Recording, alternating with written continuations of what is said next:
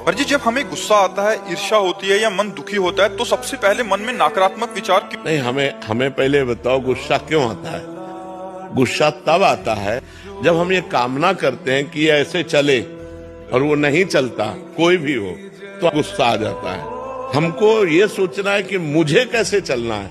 जब मेरा बेटा गलत चल रहा हो तब मुझे कैसे चलना है। मेरी पत्नी जब प्रतिकूल चल रही तो मुझे कैसे चलना है। मुझे क्रोध नहीं लाना, बहुत प्यार से, बड़े गंभीरता से, धैर्य पूर्वक हमें समस्या का समाधान करना चाहिए। क्रोध से समस्या बढ़ती है, ना कि समस्या का समाधान होता है। जब हम गुस्सा करते हैं तब हमारे द्वारा कुछ ऐसा हो जाता है जिससे समाधान होने की जगह और हम फैल जाते हैं, प्रपंच में फंस जाते हैं। तो मुझे लगता है उस समय नाम जप करके हमको अपने अंदर की सोच को ठीक करनी होगी।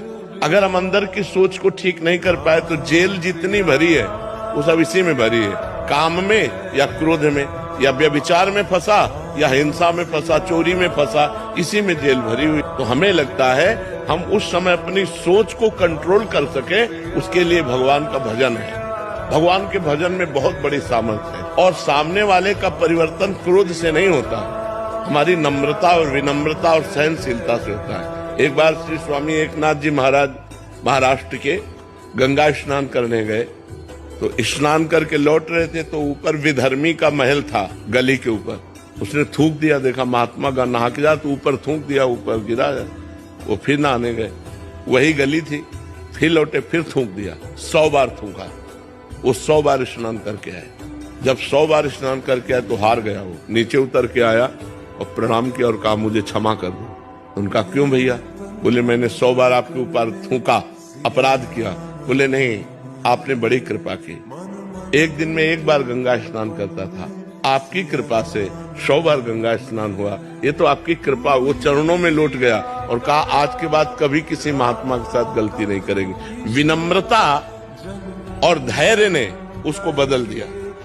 अगर उसी समय गाली देते तो शायद और थूकता और गुस्सा करता या और विपरीत चला जाता, लेकिन वो कुछ नहीं बोले तो उसका सुधार हो गया।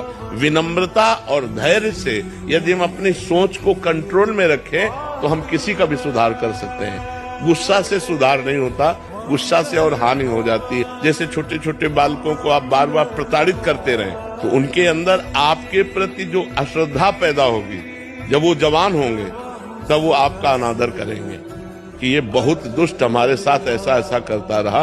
तो हमें लगता है बच्चों को प्यार से समझाने की कोशिश करें, दुलार से समझाने की कोशिश करें।